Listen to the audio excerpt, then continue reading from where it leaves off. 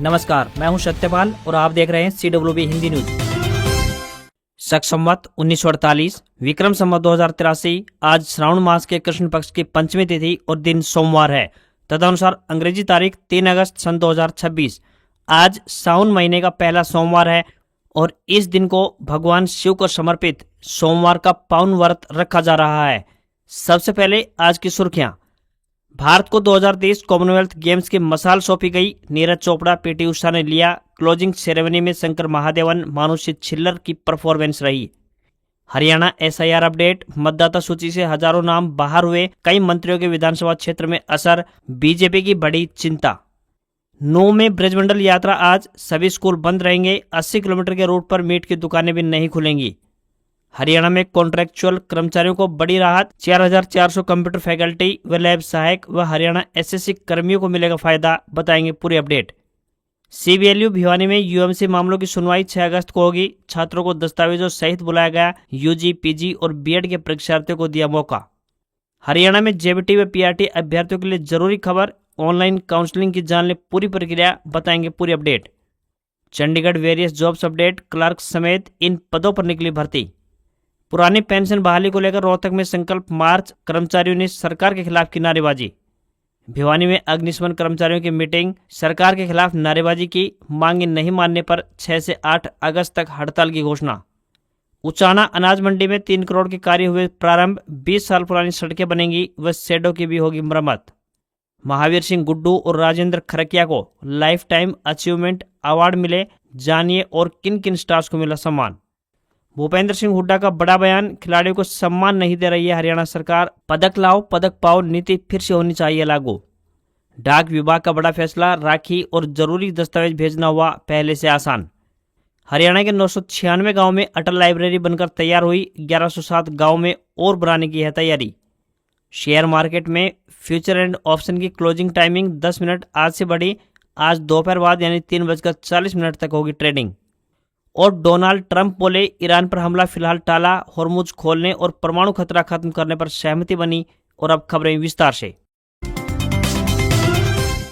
हरियाणा में मानसून एक बार फिर से सक्रिय होता नजर आ रहा है। मौसम विभाग के मुताबिक पंचकुला, अंबाला, यमुनानगर और कुरुक्षेत्र में भारी बारिश और गरज चमक को लेकर येलो अलर्ट जारी किया है। मौसम विशेषज्ञों के मुताबिक आज से मानसून की हवाएं उड़ीसा, बिहार और उत्तर प्रदेश की तरफ से आने की संभावना बन रही है, जिस वजह से 5 अगस्त तक हरियाणा के अधिकतर इलाकों में अच्छी बारिश होने की उम्मीद जताई जा रही है। वहीं बारिश की स्थिति की बात करें तो उत्तरी हरियाणा के पंचकुला, अंबाला, यमुनानगर, कुरुक्षेत्र और कैथल में मध्यम से तेज बारिश हो सकती है। तो वहीं मध्य और दक्षिण हरियाणा में हल्की बारिश दर्ज होने का अनुमान मौसम विभाग ने व्यक्त किया है। जबकि पश्चिमी हरियाणा की सिरसा, फतेहाबाद, हिसार और भिवानी जैसे जिलों में हल्की बूंदाबांदी हो सकती है या फिर मौसम शुष्क बना रह सकता है।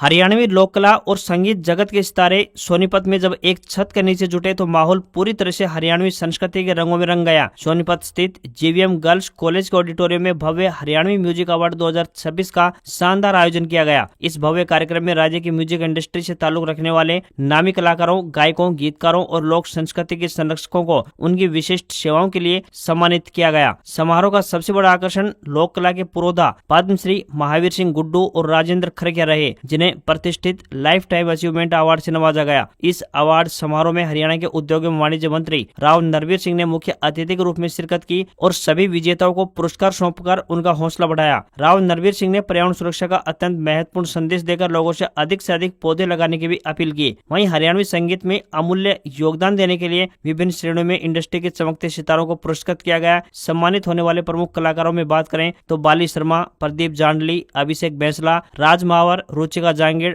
मासूम शर्मा, अंजू शर्मा, प्रहलाद फागना, मुकेश जाजी, अमन जाजी, संदीप सुरीला और इसके अतिरिक्त राजेश सिंह पुरिया, रामेर मेला, करमवीर फौजी, आजाद सिंह खंडाखेड़ी, रामकेश जीवनपुर वाला और सुभाष फौजी को विशेष सम्मान से विभूषित किया गया। गरिमामय कार्यक्रम का समापन राष्ट्रगान के साथ संपन्न हुआ। झज्जर पहुंचे हरियाणा के पूर्व मुख्यमंत्री एवं नेता प्रतिपक्ष भूपेंद्र सिंह हुड्डा ने रविवार को विभिन्न सामाजिक कार्यक्रमों में शिरकत की। इस दौरान उन्होंने पत्रकारों से बातचीत करते हुए कॉमनवेल्थ गेम्स में हरियाणा के खिलाड़ियों के शानदार प्रदर्शन की सराहना की और राज्य सरकार से खिलाड़ियों को उचित सम्मान व रोजगार देने की भी मांग रखी। भूपेंद्र सिंह हुड्डा ने कहा कि हर बार हरियाणा के खिलाड़ी राष्ट्रीय और अंतर्राष्ट्रीय स्तर पर बेहतरीन प्रदर्शन करते आए हैं। उन्होंने कहा कि वर्ष 2010 में भी हरियाणा के खिलाड़ियों ने शानदार प्रदर्शन किया था और पूरे देश के लगभग 70% मेडल अकेले हरियाणा के खिलाड़ियों ने जीते थे। उन्होंने इसका श्रेय खिलाड़ियों की कड़ी मेहनत, प्रतिभा और समर्पण को दिया। हुड्डा ने कहा कि उनकी सरकार ने खिलाड़ियों को प्रोत्साहन करने के लिए पदक लाओ पदक पाओ की नीति लागू की थी, जिससे खिलाड़ियों को सम्मान और रोजगार दोनों मिलते थे। उन्होंने आरोप लगाया कि मौजूदा सरकार ने कई खिलाड़ियों को अब तक नौकरी नहीं दी है, जिससे खिलाड़ियों में निराशा का माहौल है। उन्होंने मांग की कि सरकार को जल्द नई खेल नीति लागू करनी चाहिए और खिलाड़ियों को पूरा सम्मान देते हुए कम से कम डीएसपी स्तर की भर्ती तुरंत करनी चाहिए। मेवात कैडर में चयनित 1029 जूनियर बेसिक ट्रेनिंग यानी प्राइमरी टीचर अभ्यर्थियों की अस्थायी पोस्टिंग के लिए हरियाणा शिक्षा विभाग ने ऑनलाइन काउंसलिंग का शेड्यूल जारी कर दिया है। विभाग की तरफ से जारी स्कूलवार रिक्तियों की सूची के मुताबिक 435 स्कूलों में जेवीटी व पीआरटी के कुल 1299 पद खाली हैं। पात्र अभ्यर्थी 3 अगस्त शाम 5 बजे तक यानी आज शाम को 5 बजे तक ऑनलाइन माध्यम से पोर्टल पर जाकर अपनी पसंद के स्कूल भर सकेंगे। काउंसलिंग के दौरान किसी भी तरह की तकनीकी दिक्कत आने पर अभ्यर्थी MIS हेल्प डेस्क से संपर्क भी कर सकते हैं। विभाग ने अभ्यर्थियों को सलाह दी है कि वे ज्यादा से ज्यादा स्कूलों के विकल्प भरें, क्योंकि कम विकल्प देने की स्थिति में अगर पसंद का स्कूल नहीं मिला तो अभ्यर्थी को एनीवेयर कैटेगरी के तहत पोस्टिंग दी जा सकती है। हरियाणा सरकार ग्रामीण क्षेत्रों में शिक्षा, पठन पाठन और डिजिटल ज्ञान संसाधनों को मजबूत करने के उद्देश्य से अटल लाइब्रेरी परियोजना का तेजी से विस्तार कर रही है। प्रथम चरण के तहत प्रदेश के 22 जिलों में 996 अटल लाइब्रेरी स्थापित की जा चुकी है। इनमें 983 पुस्तकालयों तक पुस्तकों की आपूर्ति भी पूरी हो गई है, जबकि सभी लाइब्रेरी में फर्नीचर उपलब्ध करवा दिया गया है। परियोजना का उद्देश्य विद्यार्थियों व प्रतियोगी परीक्षाओं की तैयारी कर रहे युवाओं और ग्रामीण नागरिकों को गाँव स्तर पर गुणवत्तापूर्ण अध्ययन सामग्री व बेहतर अध्ययन वातावरण उपलब्ध करवाना है। विभागीय रिपोर्ट के अनुसार प्रदेश की 6227 ग्राम पंचायतों के मुकाबले प्रथम चरण में 996 अटल लाइब्रेरी स्थापित करने का लक्ष्य रखा गया था। अटल लाइब्रेरी स्थापित करने में करनाल जिला 121 पुस्तकालयों के साथ प्रदेश में पहले स्थान पर रहा है, जबकि सिरसा 97 लाइब्रेरी के साथ दूसरे स्थान पर है। इसके अलावा रेवाड़ी में 76, जींद में 73, चरखी दादरी में 67, हिसार में 64 और फतेहाबाद में 62 लाइब्रेरी स्थापित की गई है। वहीं पंचकुला, फरीदाबाद, झज्जर, नूंह और यमुनानगर जैसे जिलों में ये संख्या अपेक्षाकृत कम है। इस बीच पंचायती राज विभाग ने दूसरे चरण की तैयारियां भी प्रारंभ कर दी है। प्रदेश भर में 1107 नई अटल लाइब्रेरी स्थापित करने के लिए सरकार ने प्रस्ताव भेज दिया है। मुख्यालयों ने जिलों से नए प्रस्ताव की भी मांग रखी है। मंजूरी मिलने पर उन गाँवों को प्राथमिकता मिलेगी जहां अभी तक अटल लाइब्रेरी नहीं बन सकी है।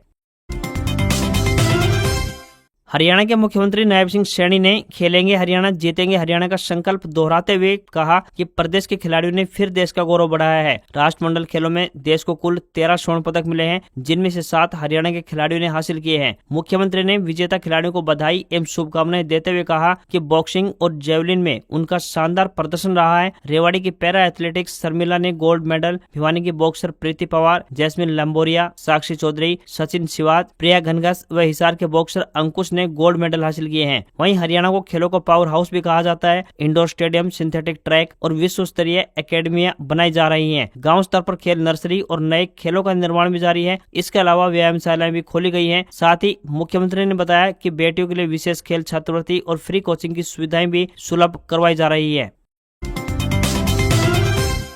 मतदाता पुनरीक्षण प्रक्रिया यानी SIR पर सवाल खड़ा करने वाली कांग्रेस तथा अन्य विपक्षी दल के साथ साथ भाजपा की भी चिंता बढ़ गई है। प्रदेश सरकार में मंत्री तथा अन्य जिम्मेदारी संभाले विधायकों के विधानसभा क्षेत्र से मतदाता सूची से नाम हटने के चौंकाने वाले आंकड़े सामने आ रहे हैं। हजारों की संख्या में मतदाताओं के नाम हैं जो BLO को नहीं मिले हैं। इनमें से काफी ने अपना पता बदल लिया है या फिर वही मरे हुए लोगों के नाम मतदाता सूची में तो शामिल थे, लेकिन जाँच करने पर पता चला कि उनका निधन हो चुका है। नाम हटने के आंकड़ों में पूरे प्रदेश में गुरुग्राम जिला की गुड़गांव विधानसभा सीट पहले नंबर पर है। यहाँ से 1,79,198 मतदाता अपने पते पर नहीं मिले हैं। मंत्रियों के क्षेत्र की बात करें तो उनके हिसाब से देखें तो गुरुग्राम जिला की बादशाहपुर विधानसभा क्षेत्र पहले नंबर पर आती है। प्रदेश के उद्योग मंत्री राव नरवीर सिंह यहाँ से भाजपा के विधायक हैं। वहीं दूसरे नंबर पर फरीदाबाद जिला की तिगाम विधानसभा सीट है। इस सीट से प्रदेश के खाद्य महापूर्ति मंत्री राजेश नागर विधायक हैं। करीब 99,000 नाम किसी कारणवश मतदाता सूची से अब तक बाहर है। वहीं तीसरे नंबर पर बात करें तो प्रदेश के राजस्व एवं स्थानीय निकाय मंत्री विपुल गोयल का विधानसभा क्षेत्र फरीदाबाद आता है। इस क्षेत्र से 97,000 से अधिक लोगों को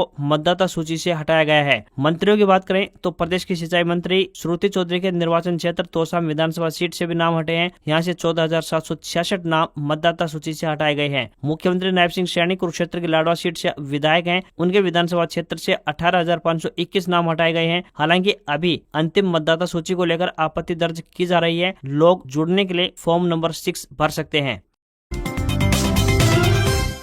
9 मई सावन के पहले सोमवार पर निकलने वाली ब्रजमंडल जलाभिषेक यात्रा को लेकर प्रशासन ने तैयारियां पूरी कर ली हैं। आज ये यात्रा दोपहर बाद 12 बजे यानी नलहड़ के नलहड़ेश्वर मंदिर से प्रारंभ होकर फिरोजपुर झिरका के झिरकेश्वर महादेव मंदिर होते हुए श्रृंगार गांव स्थित श्रृंगेश्वर महादेव मंदिर तक पहुंचेगी। यहाँ जलाभिषेक के साथ यात्रा खत्म होगी। करीब 80 किलोमीटर लंबे यात्रा मार्ग पर सुरक्षा के लिए 12 डीएसपी समेत लगभग 2,200 पुलिसकर्मी तैनात किए गए हैं। यात्रा में लाठी डंडे और हथियार ले जाने पर रोक रहेगी। साथ ही पुलिस ने कहा है कि सोशल मीडिया के विवादित चेहरों पर भी पुलिस की पैनी नजर लगातार बनी रहेगी। रेवाड़ी रेंज के आईजी ओम प्रकाश नरवाल ने रविवार को यात्रा मार्ग का निरीक्षण किया। वहीं शाम को नूह से फिरोजपुर झिरका तक पुलिस ने फ्लैग मार्च निकाला। नरवाल ने कहा कि यात्रा मार्ग पर मीट की दुकानें बंद रहेंगी, इंटरनेट सेवा बंद नहीं की जाएगी। तो वहीं डीसी अखिल पिलानी ने पहले ही क्षेत्र के सभी सरकारी और निजी स्कूलों को बंद रखने के निर्देश जारी कर चुके हैं।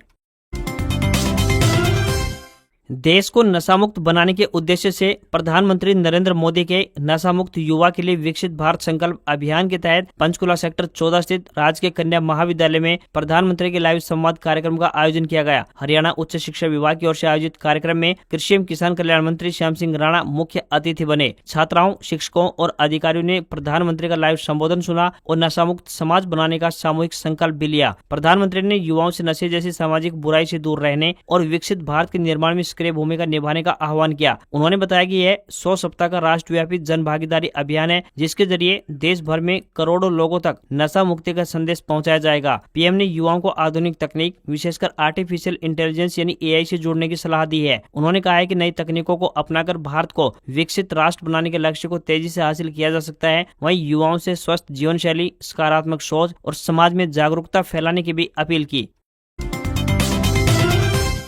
हरियाणा सरकार ने हरियाणा कॉन्ट्रेक्चुअल एम्प्लॉइज यानी सिक्योरिटी ऑफ सर्विस एक्ट 2024 एवं नियम 2025 के तहत सिक्योरिटी ऑफ सर्विस पोर्टल पर विभिन्न चरणों की समय सीमा बढ़ा दी है। सरकार के मानव संसाधन विभाग की ओर से 31 जुलाई 2026 को जारी आदेश में पात्र कॉन्ट्रेक्चुअल कर्मचारियों के रिकॉर्ड के सत्यापन के लिए संशोधित शेड्यूल जारी किया गया है, जिससे हरियाणा शिक्षा विभाग में कार्यरत 4400 कॉन्ट्रेक्चुअल कंप्यूटर फैकल्टी एवं कंप्यूटर लैब अटेंडेंट को इसका लाभ मिलेगा, क्योंकि अभी तक उनके डीडीओ ने उनका रजिस्ट्रेशन पोर्टल पर नहीं किया था, जिसके चलते अब उन्हें सिक्योरिटी जॉब मिलने में आसानी होगी। सरकार ने आदेश में स्पष्ट कहा है कि पूरी प्रक्रिया निर्धारित समय सीमा में पूरी की जाए और किसी भी तरह की देरी को गंभीरता से लिया जाएगा। बता दें कि किन कर्मचारियों को इसका लाभ मिलने वाला है, तो स्कूल शिक्षा विभाग के कंप्यूटर फैकल्टी, स्कूल शिक्षा विभाग के कंप्यूटर लैब अटेंडेंट, DITS के माध्यम से लगे कॉन्ट्रेक्चुअल कर्मचारी यानी हार्टोन को छोड़कर और हरियाणा स्टाफ सिलेक्शन कमीशन यानी HSSC के कॉन्ट्रेक्चुअल कर्मचारी इसके लाभान्वित होने वाले हैं।